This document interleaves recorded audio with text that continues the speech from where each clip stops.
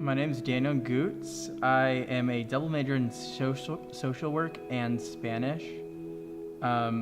After being a business major for 2 years, I decided that I hated it and wanted to become a mental health counselor eventually for a myriad of reasons. I decided to come to Texas State mainly because the people here are amazing, and the campus is, though very hard to get around, very beautiful.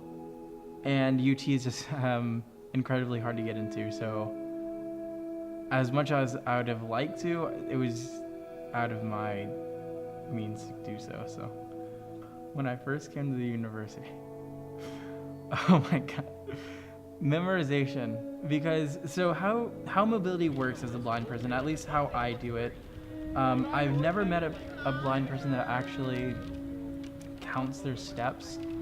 That would be challenging for almost anyone, I think, especially for such a big campus as this. But again, memorization, where the buildings are and the best routes to get there, thrown in with 35,000 some odd students getting around you and just trying to get there. In fact, I would literally, for the first 2 or 3 weeks, because my mobility instructor, which is a person that's supposed to come and help you learn a specific area, was just not very good. She just had her problems, and she's a great person, but she was not helpful. I would go back to my dorm and just have nervous breakdowns because I would get lost all the time. I would just be wandering off. Come to find out, I'd be across campus from where the building's actually supposed to be. And it was just not fun. Top of that, I was asking freshmen where the buildings were, so they didn't know where they were. It was hell.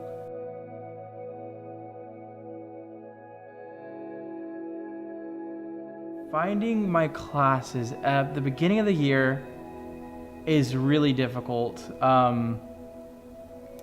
There are certain buildings on campus where, even though the law says all numbered rooms need to have numbers in Braille, it'll either have the wrong number in Braille, or it will not have Braille at all, or it will just have Braille that is kind of there but kind of not, so you can't really read it.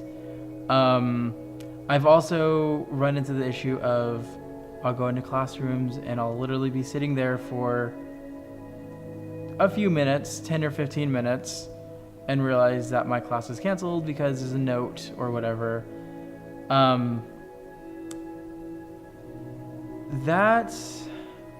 Other things I run into are, again, as I mentioned earlier, textbooks, which sometimes can be a month and a half to get. If I could, would I be able to see, is actually a very common question that I get. And honestly, it's a very hard question. Even though it sounds like a yes or no, it's not, because I have lived my whole life not being able to see. It would be a complete rewrite of how I live, how I do things, and how I get around. So do I want to be able to see? It'd make my life so much easier. It would make things go faster. It would make things be more efficient. But this is the way I am, and that's okay. This is the way I live my life. I've come to accept it, and it's a part of me, and I don't think I'd want to change it, no. Because I am able to get through life, and I am able to live despite the fact that my sight doesn't work. So to give you a yes or no answer, I think the answer would be no. I don't want my sight back. Not at this point. I've gotten to the point where I've come to accept who I am.